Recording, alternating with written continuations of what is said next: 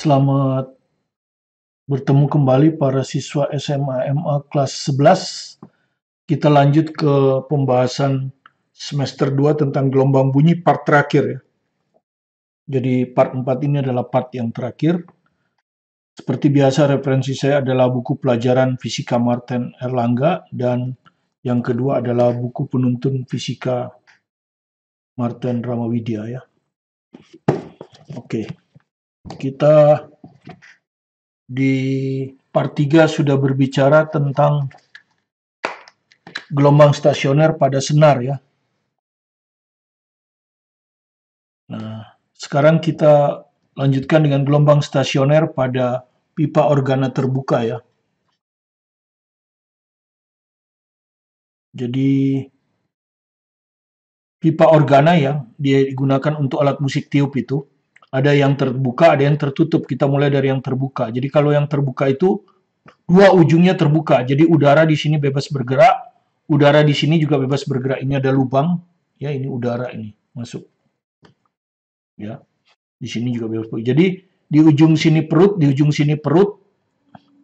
Kemudian antara perut dan perut pasti ada simpul. Ini adalah nada dasar daripada pipa organa terbuka. Ya. Jadi kelihatan di sini untuk nada dasar ada dua perut dan ada satu simpul.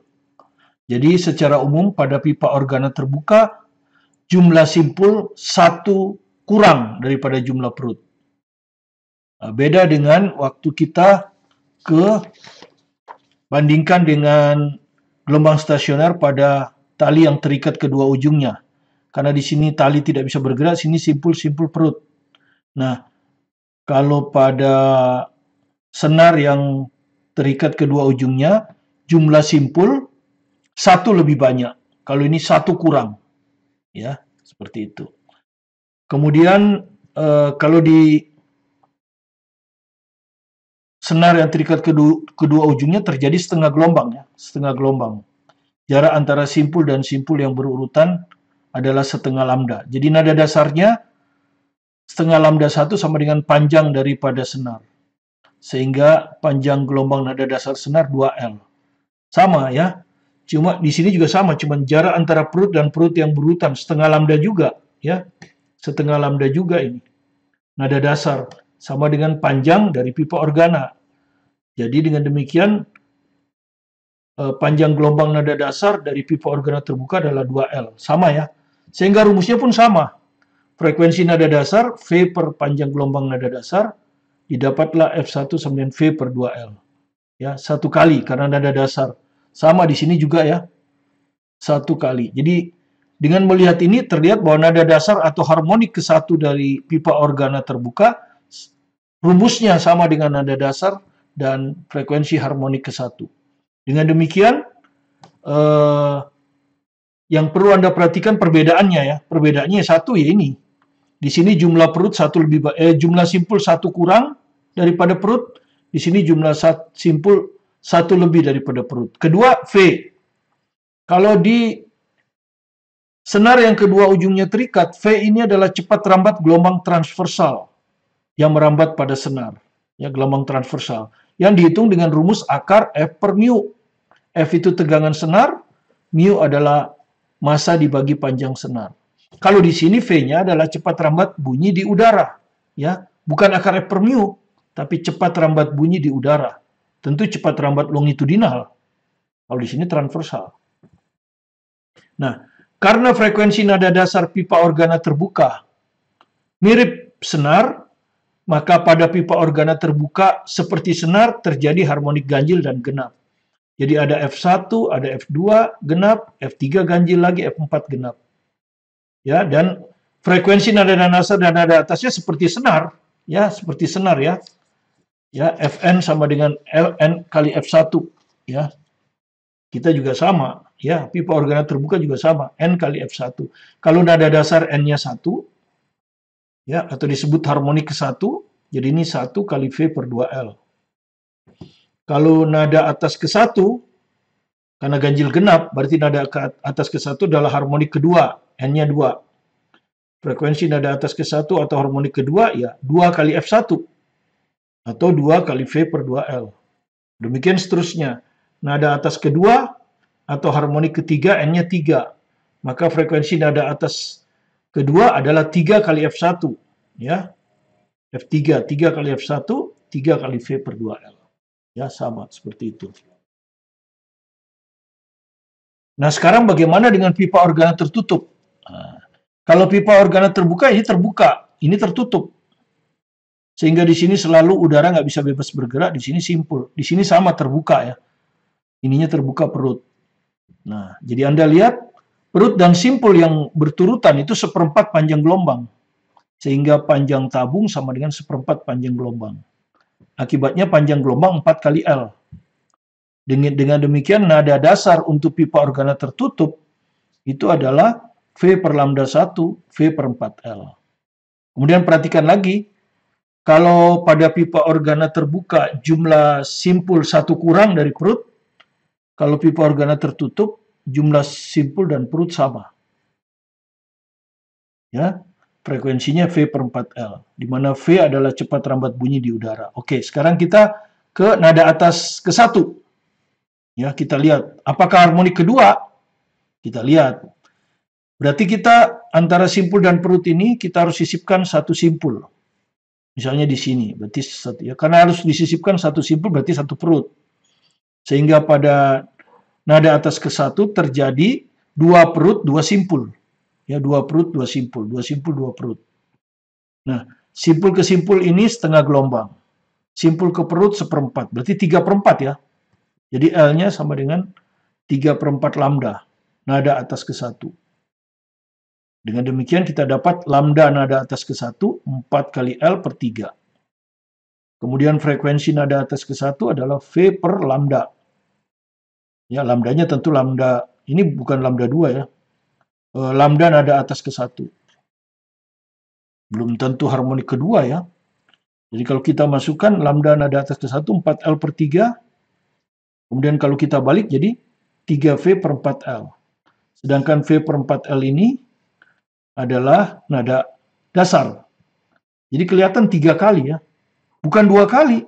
Ya, kalau di sini 2 kali. Di sini 3 kali. Jadi frekuensi nada atas ke-1 3 kali. Ganjil. Ya, ganjil. Frekuensi nada atas ke-1 adalah F3, bukan F2. Seperti ke pipa organa terbuka. Jadi terlihat bahwa pada pipa organa tertutup hanya terjadi harmonik ganjil. Jadi yang terjadi hanya harmonik ganjil. Jadi nada dasar F1, nada atas ke-1 F3, nada atas kedua F5, nada atas ketiga F7, dan seterusnya. Sehingga frekuensi nada dasar dan nada atasnya adalah N kali F1, tapi N-nya adalah bilangan ganjil. Nada dasar 1, nada atas ke-1 harmonik ketiga, nada atas kedua harmonik kelima. Ya. Dan frekuensi nada dasarnya bukan V per 2L tapi V per 4L. Oke, itulah rumus-rumusnya. Ya, jadi ini ya. Nada dasar F1 1 kali V per 4L. Nada atas ke-1 harmonik ketiga N-nya 3. Jadi frekuensi nada atas 1 sama dengan harmonik 3, 3 kali F1, 3 kali V per 4L. Kalau nada atas kedua harmonik kelima. Frekuensi nada atas kedua atau harmonik kelima, 5 kali frekuensi nada dasar, 5V per 4L. Ya, seperti itu. Oke, kita lihat contoh soalnya ya. Langsung. Nah, ini. Kita ambil dari buku pelajaran fisika Marten. Ya. Sebuah pipa memiliki panjang 68 cm. Jadi panjang pipanya itu 68 cm. Tentu kita jadikan, kita bikin supaya gampang, ya udah 0,68 lah meter ya. Tentukan 3 frekuensi harmonik pertama. 3 frekuensi harmonik pertama ya. Jika pipa tersebut adalah pipa organa tertutup. Kemudian yang kedua nanti pipa organa terbuka. Cepat rambat bunyi di udara 340. Oke, sekarang kita yang pertama pipa organa tertutup. Ya, 3 harmonik pertama. Ya, jadi pertama nada dasar tentu ya, V per 4L. Ya, kita hitung. V-nya 340. Ya kan? Per 4 kali L-nya 0,68. Ya. Ini Anda hitung. Berapa ini? Hah? Jadi Anda jadikan 68 per 100, jadi ini 340 kali 100, dikalikan 100 ya. Ini 4 kali 68. Nah, begini. Kemudian 68 dengan 340 ini 5. Ya. 4 dengan 100 ini 25. Jadi 5 kali 25 itu 125.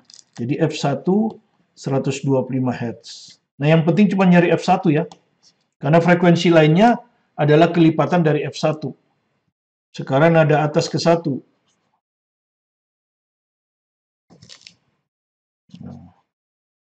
Kalau frekuensi pipa organa tertutup, yang ada itu kan harmonik ganjil. Jadi F1 itu nada dasar. Berikutnya F3. Ya, nada atas ke 1 itu F3.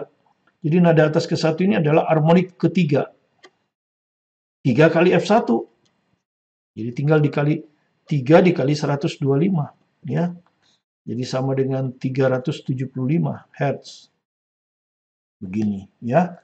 Ini adalah harmonik yang berikutnya ya. Sekarang harmonik terakhir, karena kita hanya disuruh 3 ya. Ini yang pertama, ini yang kedua. Yang ketiga tentu nada atas kedua. Ya, nada atas kedua itu adalah F5. Ya kan? Ini kan nada atas ke-1. Ini nada atas kedua. F5. F5 itu adalah 5 kali F1. Ya. Jadi 5 kali 125. 625 Hz. Ya.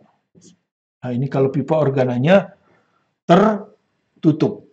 Berikutnya adalah pipa organa B, pipa organa terbuka. Nah, kalau pipa organa terbuka kan ganjil genap ya. Jadi frekuensi nada datar F1. Frekuensi nada atas ke-1-nya F2. Frekuensi nada atas keduanya F3. Ya kan gitu. Nah, jadi kalau kita yang pertama itu nada dasar,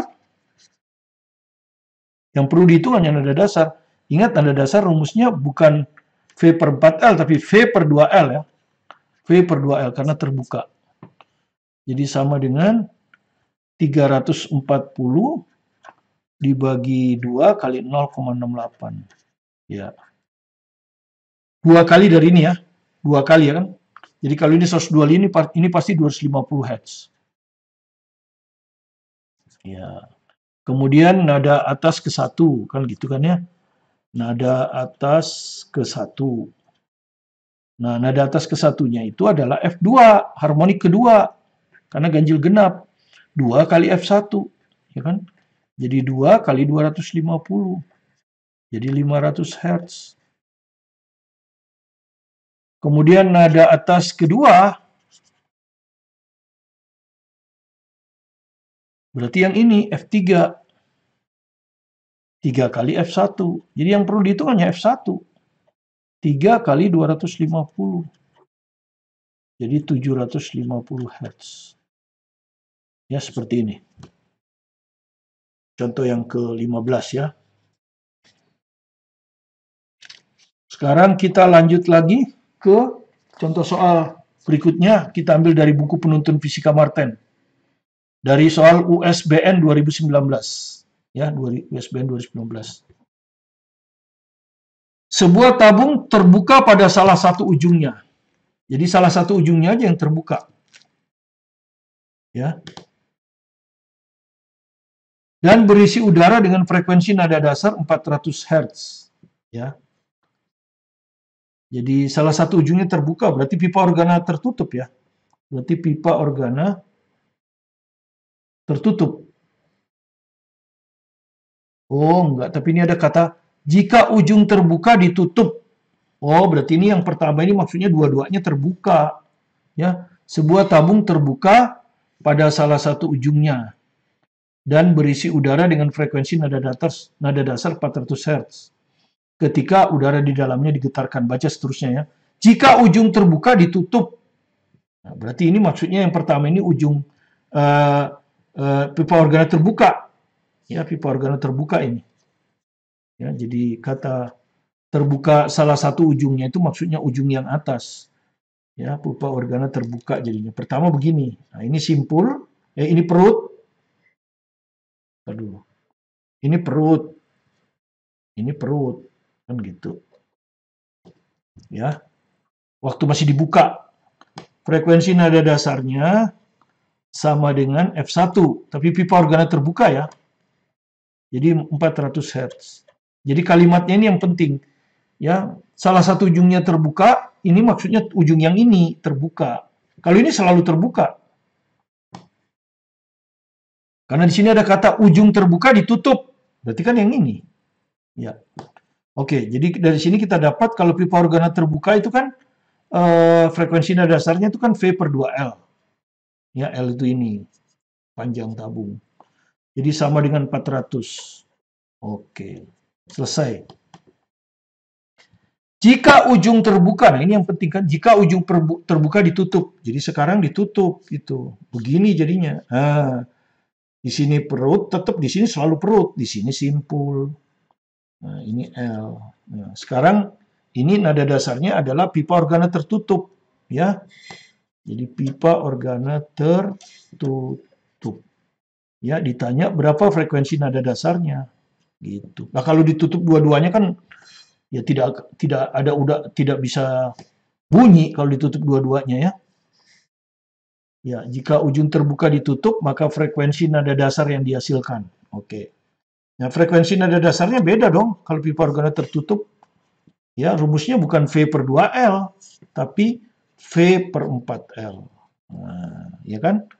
Berarti ini harus saya hubungkan dengan V per 2L, berarti setengah ya. Setengah kali V per 2L. Nah, kan begitu. Ya, jadi kenapa kita bikin V per 2L? Karena ini yang diketahui. Yaitu sama dengan 400. Kan gitu. Jadi ini hasilnya setengah kali 400. Jadi hanya 200 Hz. Nah, ini jawabnya. C. Ya. Jadi itu. Jadi yang pertama itu maksudnya ujung ini terbuka, yang kedua ujung ini ditutup. Itu. Kalau frekuensi nada dasarnya di sini 400, berapa frekuensi nada dasar di sini? Ya. Oke, dengan demikian gelombang stasioner pada alat pengasal bunyi sudah selesai. Kita lanjutkan ke topik kita yang terakhir ya, untuk gelombang bunyi ini. Dengan demikian gelombang bunyi selesai dengan 4 kali pertemuan ya. Jadi gelombang bunyi selesai dengan 4 kali pertemuan. Nanti berikutnya kita akan masuk ke gelombang cahaya. Minggu depan ya. Oke. Gelombang bunyi yang dipancarkan misalkan oleh mikrofon atau kalau Anda berteriak itu akan memancar ke segala arah ya. Jadi memancar ke segala arah ya. Jadi ini kalau ini ada bunyi, gelombang bunyi akan memancar ke segala arah. Gitu ya. Dan kalau kita anggap medium udara ini nanti isotropik, artinya dia akan berbentuk bola. Gelombangnya akan berbentuk bola. Kalau kita anggap isotropik itu sama ke segala arah. Ya, sama keras ke segala arah. Maka dia berbentuk isotropik, berbentuk bola. Kalau ada sebuah titik di sini misalnya, maka bolanya yang ini kan. Nah, ini sumber. Nah, ini kita sebut jarak, ya kita kasih nama R. Nah, pertanyaannya berapa intensitas yang didengar, ya kekuatan bunyi yang didengar oleh orang yang ada pada jarak R dari sumber. Nah, itu dirumuskan oleh intensitas bunyi daya. Jadi sumber ini mengeluarkan bunyi ya. Daya, disebutnya daya. Watt tentu ya. Makanya kalau Anda punya pengeras suara itu amplifier berapa watt kan gitu. P per A. Nah, A-nya luas bola tentu, 4pi R kuadrat. Nah, inilah rumus intensitas bunyi yang didengar pada jarak R. P per 4pi R kuadrat. Satuannya tentu watt per meter kuadrat. Ya. Artinya apa? Semakin jauh kita dari sumber, ini kan berbanding terbalik kuadrat, intensitas yang kita dengar semakin kecil. Karena berbanding terbalik dengan 1/R kuadrat. Nah, dalam rasio biasanya kita tulis, kalau kita mau membandingkan I2 dibagi I1, maka harus kita balik ini. Ini R1, ini R2 dikuadratkan. Seperti ini. Ini namanya berbanding terbalik. Ya, oke, kita buat dulu satu soal hanya untuk menerapkan rumus. Oke, ini. Suatu gelombang gempa terasa di Malang. Taruhlah Malang itu di sini, M ya. Dengan intensitas 6 kali 10 pangkat 5 watt per meter kuadrat. Jadi intensitas di Malang ini adalah 6 kali 10 pangkat 5 watt per meter kuadrat. Didengar ya oleh orang di Malang. Sumber gempa berasal dari suatu tempat yang berjarak 300 km dari Malang. Nah, taruhlah ini. Nah, yang Malang di sini. Di sini sumber gempa, P. Nah, ini sumber gempa. Ya, jaraknya 300 kilo dari Malang. Jika jarak antara Malang dan Surabaya sebesar 100 kilo, dan ketiga tempat itu membentuk segitiga siku-siku dengan sudut siku-siku di Malang. Jadi sudut siku-sikunya di Malang, artinya begini. Nah, Surabaya ada di sini. Jaraknya 100 kilo dari Malang. Nah, seperti itu.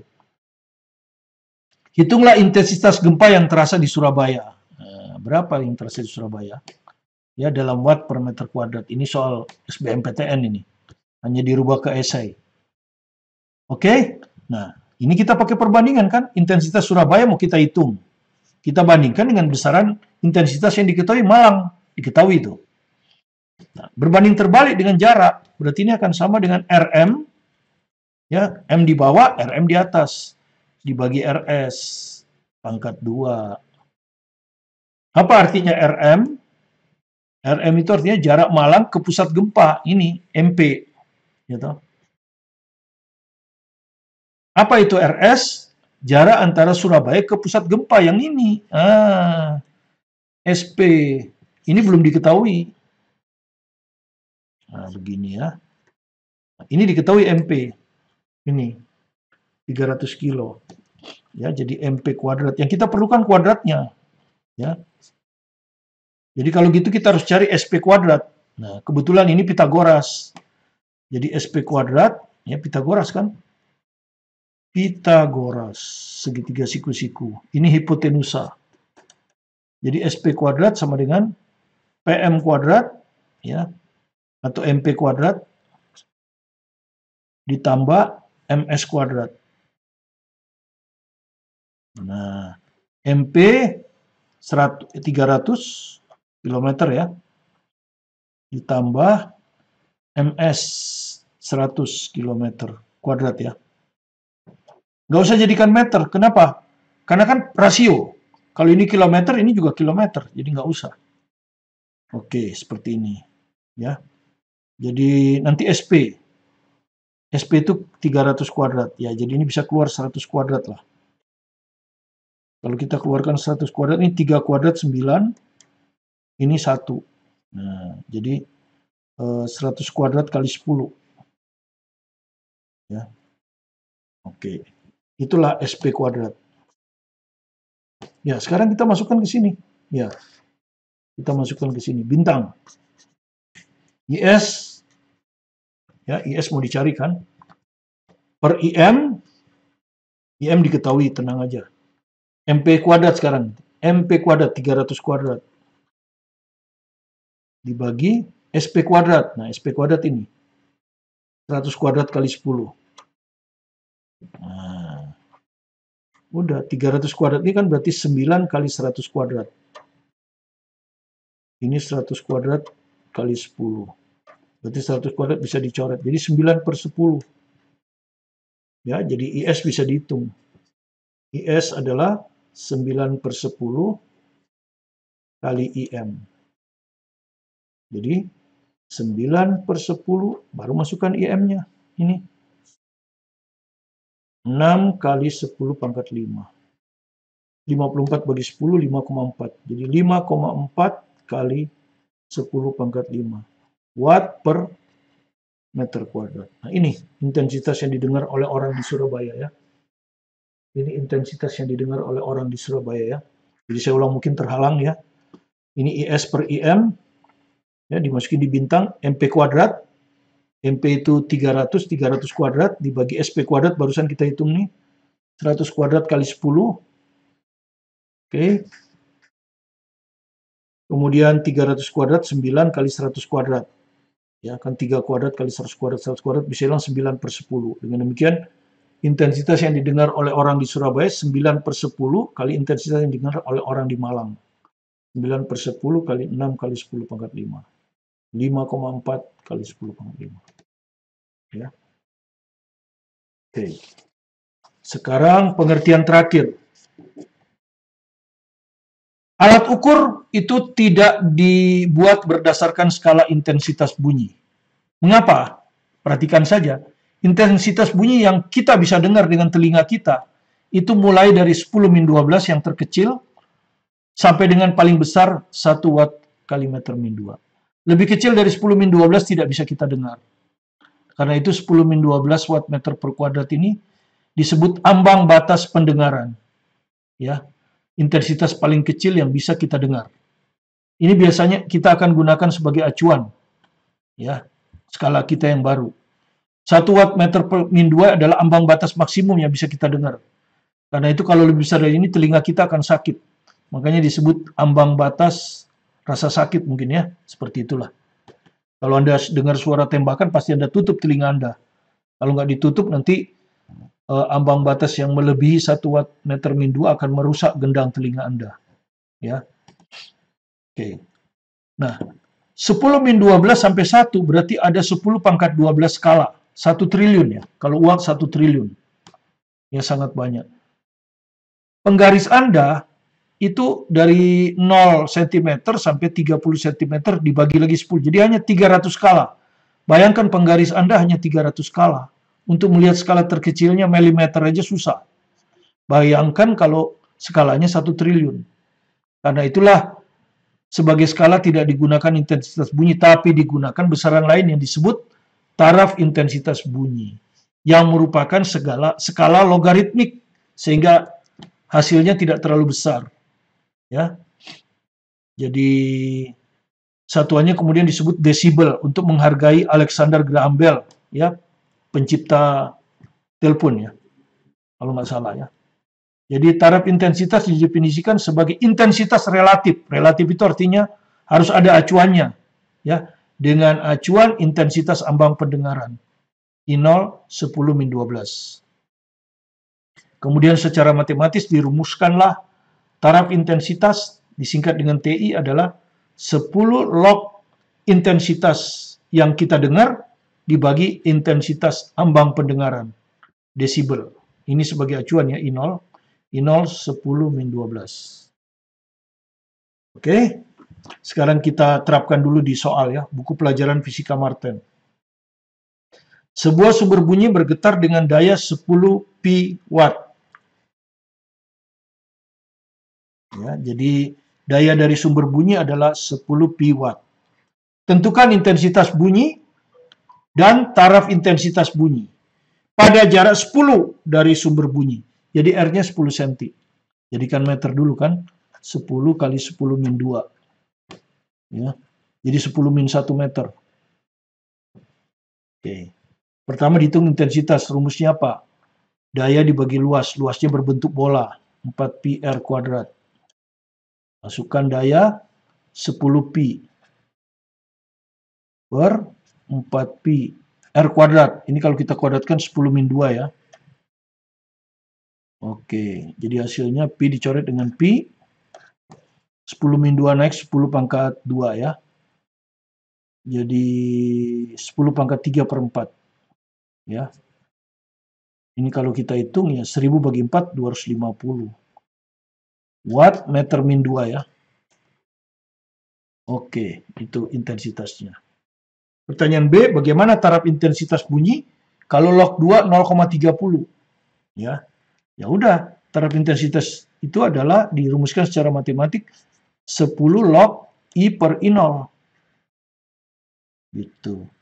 Ya, 10 log I per I0 seperti ini. Jadi tinggal masukkan 10 log, intensitasnya udah kita hitung dari pertanyaan A ini, ya, 250 dibagi I0. I0-nya 10 min 12. Nah, jadi hasilnya adalah 10 log 250 ini tadi sebetulnya 10 pangkat 3 per 4 ya. Jadi lebih baik kita buat 10 pangkat 3 per 4. Gitu ya. Dikali, ini kita naikkan ke atas 10 pangkat 12 kan. Ya, kalau kita naikkan kan 10 pangkat 12. Oke, jadi sama dengan 10 log, ini 10 pangkat 15 dibagi 4. Ya, Anda sudah tahu kalau per itu di dalam logaritma menurut matematik kurang. Jadi ini bisa kita tulis 10 log 10 pangkat 15 dikurang log seperempat ya. Log seperempat.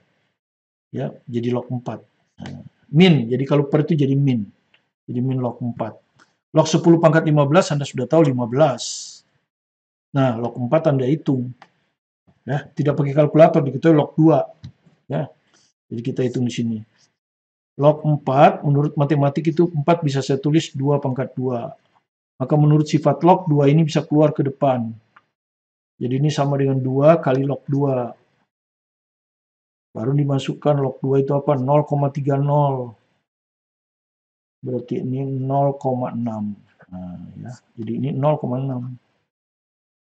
Ya, kalau kita kalikan 10 kali 15 150, 10 kali 0,6 6. Jadi hasilnya adalah 144 desibel. Nah, ini. Ya. Inilah cara menghitung intensitas dan taraf intensitas. Intensitas dihitung dengan rumus P per 4 pi R kuadrat. Taraf intensitas dihitung dengan rumus 10 log I per I0. Sehingga Anda perlu sedikit mengetahui tentang sifat logaritma ya. Kalau kurang, ya Anda bisa nonton video saya tentang persamaan logaritma. Jadi kita akan lanjutkan ke penurunan tips menentukan taraf intensitas pada jarak tertentu R ya. Jadi jaraknya tetap. N sumber bunyi identik kita rubah-rubah. Jadi Anda sudah tahu kalau satu sumber bunyi intensitasnya I. Kalau N1 sumber bunyi identik intensitasnya N kali. N1 kali. Memberikan TI1. Kalau N2 sumber bunyi identik intensitas I2-nya N2 kali. Taraf intensitas TI2. Nah, kita akan cari hubungan antara TI2 dan TI1. Ya. Dan perhatikan rumus TI adalah 10 log I per I0. Oke, saya mulai dari, ini nggak usah dilihat ya. TI1 sama dengan, TI2 ya, kita mulai dari TI2. 10 log I2 per I0 ya. Jadi ini jangan dilihat ini. Nah, gini ya. Oke. 10 log I2 per I0. Jadi sama dengan 10 log I2-nya diganti ya, N2I. N2I per I0. Nah, ini bisa saya tulis 10 log N2 ditambah ya 10 log I per I0. Nah, ya kan, jadi saya anggap ini perkalian. Perkalian kan bisa dirubah jadi penjumlahan kalau di logaritma. Ya, seperti itu. Sekarang TI1. TI1 adalah 10 log I1 per I0. Ya. 10 log I1-nya kita masukkan ini. N1 kali I. N1 kali I. N1 kali I. Dibagi I0. Seperti tadi, ini kita anggap perkalian. Maka bisa saya tulis 10 log N1 kali ya. Jadi N1 plus 10 log I per I0. Nah, sekarang saya kurangi. Kalau saya kurangi, maka ini bisa hilang. Karena sama ya. Bilangan yang sama kalau dikurangi hilang. Ini jadi 10 log N2. Ya, 10-nya bisa saya keluarkan kan. Nah, ini jadi log N2 dikurang log N1. Dari sini ketemulah sebelah ruas kiri ini TI2 dikurang TI1. Ya, ketemulah 10 log. Nah, kalau kurang itu kan per. Ini pembilang, ini penyebut. Jadi 10 log N2 per N1. Nah, ini. TI2 dikurang TI1 sama dengan 10 log N. Akhirnya kita ketemulah rumus ini. Ya, ketemulah rumus ini. Yang kita sebut tips ini. Tips 1. TI2 akan sama dengan TI1 tambah 10 log N2 per N1. Ini yang biasa kita hafal ya. Jadi untuk membandingkan taraf intensitas oleh N2 sumber bunyi dan taraf intensitas oleh N1 sumber bunyi. Perhatikan kalau ini 2, pembilangnya 2. Ya, ini yang pertama. Kemudian tips yang kita sering juga adalah penurunan tips menentukan TI oleh suatu sumber bunyi pada jarak berbeda. Ya, jarak berbeda. Jadi sumber bunyinya tetap intensitasnya ya. Ya tentu kalau jaraknya berubah, intensitasnya berubah kan. Maksud saya sumber bunyi intensitasnya sama, I. Kalau jaraknya R1, dia akan dengar dengan I1. Kalau jaraknya R2, dia akan dengar dengan I2. I1 menghasilkan taraf intensitas 1, I2 menghasilkan taraf intensitas 2. Nah, dengan cara seperti ini, Anda akan bisa turunkan nanti bahwa TI2 sama dengan TI1 min 20 log R2 per R1. Dengan cara seperti ini persis. Ya. Jadi Anda masukkan TI2 itu apa? 10 log I2 per I0, gitu kan ya. Kemudian ini 10 log I1 per I0, begini kan ya. Ya. Nah, ini Anda bisa tulis 10 log I2 dikurang 10 log I0. Ya, karena ini per kan. Ini juga bisa Anda tulis 10 log I1 dikurang 10 log I0. Kemudian kalau kita kurangi, ini hilang. Sehingga ini akan menjadi 10-nya sama bisa keluar, ya. Akan jadi log I2 kurang I1. Bisa kita rubah jadi I2 per I1. Begini. Nah, begini maksud saya. Kemudian Anda tahu, intensitas itu sebanding dengan 1 per R kuadrat. Atau sebanding dengan R-2. Sehingga I2 per I1 bisa kita tulis R2 per R1. Ya, tapi pangkatnya min 2. Ya, min 2 karena sebanding dengan R-2. Nah, sekarang kalau kita masukkan ke sini, kita dapat 10 log I2 per I1 kita ganti ini. Ya, I2 per I1 kita ganti ini. R2 per R1 min 2. Nah, maka ini kita bawa ke kanan, maka TI2 sama dengan TI1. Nah ini, pangkat bisa keluar dari logaritma. Min 2 kali 10, min 20. Nah ini tipsnya. Ya. Sekarang kita perhatikan contoh soalnya untuk menggunakan tips itu ya. Kedua tips itu akan kita gunakan. Kita lihat contoh soalnya. Ya, kalau kita gabung, bagaimana kalau kita gabung? Jadi sumber bunyinya kita rubah dari N1 jadi N2. Jaraknya kita rubah dari R1 ke R2. Kalau ini TI1, ini TI2, maka TI2 sama dengan TI1. Ya udah gampang. Pertama pengaruh N dulu. Apa? 10 log. Kalau ini I2, ini N2 per N1. Kemudian min 20 log. Ya, tetap ini I2. Ini R2 per R1. Nah, seperti ini kalau kita gabung. Jadi jumlah sumber bunyinya kita rubah. Jarak mendengar sumber bunyinya pun kita rubah. Oke. Mari kita bahas di 2 contoh soal terakhir ini. Nggak apa-apa agak panjang ya, supaya langsung selesai. 10 buah trompet identik, berarti N1-nya 10 ya, menghasilkan taraf intensitas 80 dB, TI1. Jumlah trompet tersebut yang diperlukan, anggap aja N2 trompet, agar menghasilkan taraf intensitas bunyi 90 dB. Jadi yang dirubah hanya jumlah trompet. Ya, jadi Anda pakai rumus ya, tips pertama itu. Ini tips yang ketiga kan ya.